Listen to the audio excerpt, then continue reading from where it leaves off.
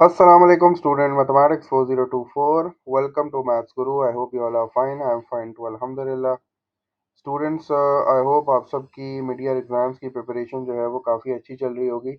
और मेरी अल्लाह ताला से दुआ है कि आप सबको अच्छे ग्रेड से कामयाब करें और आपको हिम्मत ताकत दें ताकि आप अच्छी से अच्छी अपने एग्ज़ाम्स की प्रिपरेशन जो है वो कर सको। आमीन। In this video I will be talking to grade 9 students.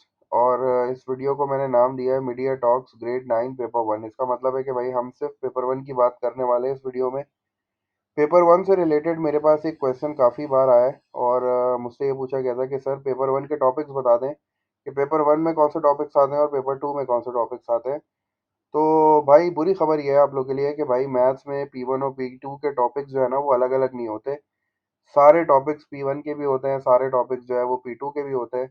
बस सिर्फ इस तरह जो है वो इसको आप लोग समझ लो कि भाई जो टॉपिक्स बगैर कैलकुलेटर के हो जाते हैं तो वो पेपर 1 में आ जाते हैं, और जिनके लिए कैलकुलेटर की ज़रूरत पड़ती है वो पेपर 2 में आ जाते हैं।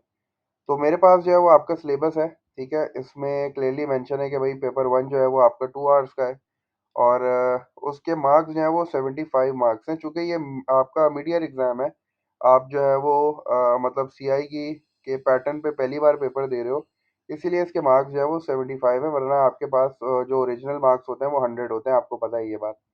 और पेपर 1 जो है वो नॉन कैलकुलेटर होता है, ठीक है। तो आपको अपनी सारी वर्किंग शो करनी है और इसमें ये होता है कि टाइम आपके पास है 2 आवर्स। तो कोशिश ऐसा करो कि भाई कोई मुश्किल जो तरीका है उसमें ना फंसो।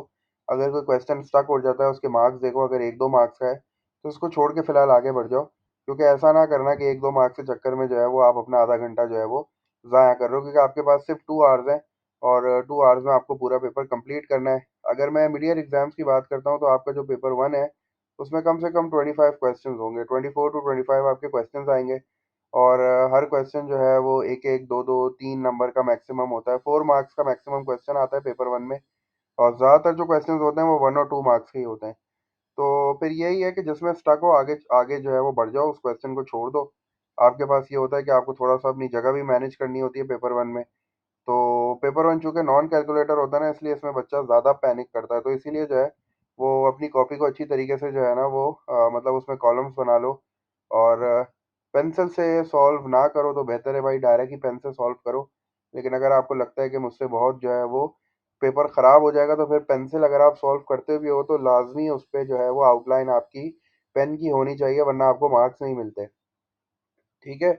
और आपका इन्विजिलेटर भी जो है वो लाजमी आपको मना करेगा कि भाई पेंसिल से सॉल्व ना करो। तो बेहतर यही होता है कि आप जो है ना वो पेन से ही सॉल्व कर लो। थोड़ा सा ये है कि अपनी चीज़ों को मैनेज कर लो, कॉलम्स बना लो। जहाँ आपको लगे कि भाई गलत हो रहा है वहाँ आप थोड़ा सा मतलब पॉज लो, नेक्स्ट क्वेश्चन पे चले जाओ, बाद में उसको चेक कर लेना।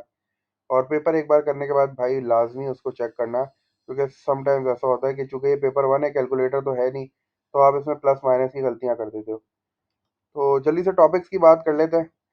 हमारे पास जो टॉपिक्स हैं इस वक्त सिलेबस में वो 5 टॉपिक्स हैं हमारे पास: numbers, algebra, solution to quadratic equations, coordinate geometry और indices, surds and standard form.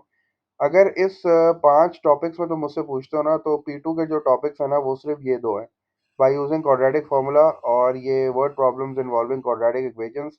ये जो 2 तुम्हें हेडिंग्स यहाँ नज़र आ रही है, मतलब solving quadratic equations by using quadratic formula और word problems involving quadratic equations, ये 2 टॉपिक ऐसे हैं जिसमें कैलकुलेटर की ज़रूरत पड़ती है और ये प्योरली जो है वो P2 के टॉपिक्स हैं, ठीक है। इसके अलावा आपको जितने टॉपिक्स यहाँ नज़र आ रहे हैं ना, दे बिलोंग टू पेपर 1, ठीक है। इंडाइसेस, सर्ड्स और स्टैंडर्ड फॉर्म की अगर बात करते हैं तो आपको सबसे ज़्यादा जो है ये चीज़ जो है वो मतलब ये टॉपिक इंपॉर्टेंट होता है। इसमें आपको पता है इंडाइसेस जो है वो लाजमी आता है, उसके रूल्स आपको करने हैं अच्छी तरीके से। सर्ड्स में सिंप्लीफिकेशन है, addition and subtraction of surds हैं, और रैशनलाइजिंग द डिनोमिनेटर वाला जो कॉन्सेप्ट है वो बड़ा इंपॉर्टेंट है। इसके अलावा स्टैंडर्ड फॉर्म में आपको पता होना चाहिए कि भाई स्टैंडर्ड फॉर्म की कन्वर्जन क्या होती है, किस तरह ऑर्डिनरी से स्टैंडर्ड में कन्वर्ट होता है, स्टैंडर्ड से ऑर्डिनरी में कन्वर्ट होता है। और फिर जो है अगर स्टैंडर्ड फॉर्म में आपको 2 नंबर्स मिले हैं तो उनको ऐड, सब्ट्रैक्ट, मल्टीप्लाई और डिवाइड कैसे करते हैं, तो ये सारी चीज़ें हमने स्टैंडर्ड फॉर्म में की हैं, ठीक है। तो ये सारी चीज़ें तुम्हें करनी है, तुम इसमें से कुछ नहीं छोड़ सकते। आपको इंडाइसिस के सारे रूल्स आने चाहिए अच्छी तरीके से, और इक्वेशन इन्वॉल्विंग इंडाइसिस वाला जो टॉपिक है वो भी आपको अच्छी तरीके से आना चाहिए। सर्ड्स आपको आनी चाहिए, और रैशनलाइज द डिनोमिनेटर और स्टैंडर्ड फॉर्म। ये जो सारी चीज़ें ना ये पेपर 1 की हैं, ये पेपर 1 में ही आती है। अगर आपकी किस्मत अच्छी हुई तो ये पेपर टू में आ जाएंगी। अगर ये पेपर टू में आ गई तो फिर कैलकुलेटर आप यूज़ कर सकते हो, अपने आंसर को वेरीफाई कर सकते हो। लेकिन ये पेपर वन के टॉपिक्स हैं प्योरली, तो लाजमी आपको इनकी प्रैक्टिस करनी है। कोऑर्डिनेट ज्योमेट्री की अगर बात करता हूँ तो कोऑर्डिनेट ज्योमेट्री वैसे तो P1 P2 दोनों में आती है। आपके पास बिल्कुल P1 में आ सकती है। डिस्टेंस फार्मूले के अलावा जो है ग्रेडियंट फार्मूला हो गया, मिड पॉइंट फार्मूला हो गया, और ये equation of straight line, parallel, perpendicular, bisector की इक्वेशंस, और ये जो कोऑर्डिनेट्स निकालने वाला कॉन्सेप्ट होता है, पॉइंट ऑफ इंटरसेक्शन वाला या एक्स एक्सिस और वाई एक्सिस वाला, ये लाजमी पेपर वन में आती हैं सारी चीज़ें। तो आप लोग को ये सारी चीज़ें करनी है, इसको छोड़ना नहीं है। ठीक है। हाँ, डिस्टेंस फार्मूला अगर आता है तो वो P2 का है, क्योंकि उसमें स्क्वायर रूट आ जाता है। अगर for example distance formula paper one में आ गया तो फिर आप स्क्वायर रूट जो है वो स्क्वायर रूट पे ही अपना आंसर छोड़ देना, उसको आगे फर्दर सिंप्लीफाई ना करना। सॉल्यूशन टू क्वाड्रेटिक इक्वेशन में फैक्टराइजेशन मेथड P1 में आता है। ठीक है। कंप्लीटिंग स्क्वायर मेथड P1 में आता है। कंप्लीटिंग स्क्वायर मेथड में याद रखना, कंप्लीटिंग स्क्वायर मेथड सिर्फ उसी वक्त यूज होता है जब वो आपको बोलेगा कि वो आइडेंटिटी वाली फॉर्म बनाओ। ठीक है। जब आपको आइडेंटिटी वाली फॉर्म बनाने के लिए बोलता है उसी वक्त आप कंप्लीटिंग स्क्वायर यूज करते हो, वरना आप जो है नॉर्मली क्वाड्रेटिक फार्मूला यूज कर लेते हो। अगर आपके पास क्वाड्रेटिक इक्वेशन आती है या क्वाड्रेटिक एक्सप्रेशन आती है और वो बोलता है कि आइडेंटिटी वाली फॉर्म में कन्वर्ट करो, तो फिर आप जो है वो कंप्लीटिंग स्क्वायर मेथड यूज करोगे और उसको जो है ना वो उस रिक्वायर्ड फॉर्म में कन्वर्ट कर दोगे। जैसे हमने क्लास में क्वेश्चंस किए थे कंप्लीटिंग स्क्वायर के, दो तरह के क्वेश्चंस होते थे। एक जो है वो एक्सप्रेशन होता था, और एक्सप्रेशन को हमें आइडेंटिटी वाली फॉर्म में कन्वर्ट करना होता था, तो वो P1 वाले क्वेश्चन है जैसे मैंने क्लास में बताया था। और एक क्वेश्चन आते थे जिसमें इक्वल्स टू आता था, तो वो फिर हम लोग जो है वो उसमें completing square plus taking square root on both side वाला जो स्ट्रैटेजी यूज करते थे, वो वाली जो है ना जो क्वेश्चन से मैंने बोलता P2 में आते हैं, तो वो P2 के लिए ही है। ठीक है। एक्सप्रेशन वाले जो क्वेश्चंस आते हैं जिसमें इक्वेशन नहीं होती, एक्सप्रेशन दी होती है, और आपको बोलता है आइडेंटिटी वाली फॉर्म में कन्वर्ट करो, तो वो कंप्लीटिंग स्क्वायर मेथड है। उसको लाजमी प्रैक्टिस करना, वो बिल्कुल P1 में आता है। और बाकी है कि क्वाड्रेटिक फार्मूला और वर्ड प्रॉब्लम तो ये P2 के हैं, ये P1 में बिल्कुल नहीं आ सकते। अलजेब्रा की बात करूँ तो साइमल्टेनियस सॉल्यूशंस ऑफ इक्वेशंस, ये बहुत इंपॉर्टेंट टॉपिक है भाई। लाजमी आता है ये पेपर वन में। आप देखोगे कि दो आपको साइमल्टेनियस इक्वेशंस मिलती है और बोलते हैं उसको सॉल्व करो। एलिमिनेशन से कर लो, सब्स्टिट्यूशन से कर लो, वो आपकी मर्जी है। वो आपको कभी भी नहीं बोलेगा कि यूज दिस मेथड, वो सिर्फ ये बोलता है सॉल्व करो। इट्स अप टू यू कौन सा मेथड आपको अच्छा लगता है, आप चूज करो और अपने आंसर्स को फाइंड आउट करो। इसके अलावा linear equations in one variable, ये सिंगल डिनोमिनेटर, ये वाला question, express in single denominator, दो फ्रैक्शंस दे देगा और बोलेगा सिंगल डिनोमिनेटर में एक्सप्रेस करो। सब्जेक्ट मेकिंग हो गई, फैक्टराइजेशन और एक्सपेंशन हो गई, लीनियर की, क्वाड्रेटिक की, सब्जेक्ट बनाना हो गया, ये सब पेपर वन की चीज़ें हैं भाई। इनको आप छोड़ नहीं सकते क्योंकि पेपर वन आपका 75 मार्क्स का है। मैंने बोला एक एक नंबर की चीज़ें आती हैं, तो ये सारी चीज़ें जो है वो मे बी पॉसिबल उसमें आ सकती हैं।